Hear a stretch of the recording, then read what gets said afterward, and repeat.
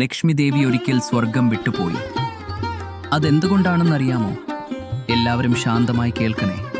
ഭാഗവത പുരാണത്തിൽ പറയുന്ന ഒരു അത്ഭുത കഥ ഞാൻ പറയട്ടെ. ഒരിക്കൽ മഹർഷി ദുർവാസൻ ദേവരാജൻ ഇന്ദ്രന് ഒരു പവിത്രമാല നൽകി.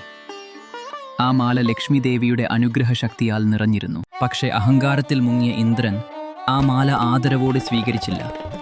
അത് ഐരാവതത്തിന്റെ മേൽ വെച്ചു. ഐരാവതം അത് നിലത്തേക്ക് വീഴ്ത്തി. അത് കണ്ട മഹർഷി ദുർവാസൻ ശപിച്ചു, നിനക്കും ദേവന്മാർക്കും മഹത്വവും സമ്പത്തും നഷ്ടമാകും. ശാപം ഫലിച്ചു. ലക്ഷ്മി ദേവി സ്വർഗം വിട്ടുപോയി. സമ്പത്തില്ലാതെ ദേവന്മാർ ബലഹീനരായി. അസുരന്മാർ ശക്തരായി ലോകം കീഴടക്കി. ദേവന്മാർ ഭയത്തോടെ ശ്രീ മഹാവിഷ്ണുവിൻ്റെ ശരണം പ്രാപിച്ചു. ശ്രീ മഹാവിഷ്ണു പറഞ്ഞു, ക്ഷീരസാഗരം മഥിക്കണം. മന്ദരപർവ്വതം മഥനദണ്ഡമായി. വാസുകി നാഗരാജാവ് കയറായി. ദേവന്മാരും അസുരന്മാരും ചേർന്ന് ക്ഷീരസാഗരം മഥിച്ചു. ക്ഷീരസാഗര മഥനം ദിവ്യശക്തിയോടെ മുന്നോട്ടു നീങ്ങി. കടൽ തിരകൾ മന്ത്രശക്തി പോലെ പ്രകാശിച്ചു. അപ്പോൾ ദൈവാനുഗ്രഹത്തിൻ്റെ അത്ഭുതങ്ങൾ ഒന്നൊന്നായി പ്രത്യക്ഷപ്പെടാൻ തുടങ്ങി. ആദ്യമായി ഹാലാഹല വിഷം ഉദിച്ചു.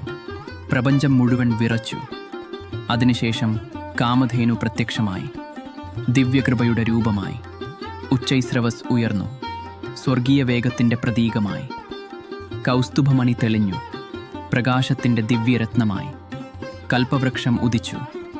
ആഗ്രഹങ്ങൾ നിറവേറ്റുന്ന അനുഗ്രഹവൃക്ഷമായി. ചന്ദ്രൻ ഉദിച്ചു. ലോകത്തെ ശാന്തമാക്കുന്ന ശീതള പ്രകാശമായി. ധന്വന്തരി അമൃതകലം കരങ്ങളിൽ പിടിച്ചുയർന്നു. അമരത്വത്തിൻ്റെ ദിവ്യരഹസ്യം കൈവശം വെച്ച്. ഇവ മാത്രമല്ല, ക്ഷീരസാഗര മഥനത്തിൽ നിന്ന് ഇനിയും അനവധി ദിവ്യവസ്തുക്കളും ഉദിച്ചു. പ്രപഞ്ചത്തിന് അനുഗ്രഹമായി. എന്നാൽ ഇതൊക്കെയും കഴിഞ്ഞ് കടൽ വീണ്ടും പൊൻപ്രകാശത്തിൽ മുങ്ങി. തിരകൾ ശാന്തമായി മാറി. ഒരു മഹത്തായ താമരപ്പൂവ് മെല്ലെ ഉയർന്നു. അതിൻ്റെ മധ്യത്തിൽ ദിവ്യപ്രഭയോടെ, അതുല്യ സൗന്ദര്യത്തോടെ ലക്ഷ്മി ദേവി പ്രത്യക്ഷയായി. എല്ലാവരും ദേവിയെ നോക്കി നിന്നു. ദേവി ശാന്തനും അചഞ്ചലനും ധർമ്മനിഷ്ഠനുമായ ഒരാളെ അന്വേഷിച്ചു. ദേവിയുടെ ദൃഷ്ടി ശ്രീ മഹാവിഷ്ണുവിൽ പതിഞ്ഞു.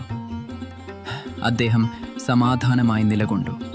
ലക്ഷ്മി ദേവി അദ്ദേഹത്തിന് മാല ചാർത്തി. അന്ന് മുതൽ സമതുലിതാവസ്ഥ പുനഃസ്ഥാപിച്ചു. ദേവന്മാർക്ക് ശക്തി തിരിച്ചു ലഭിച്ചു.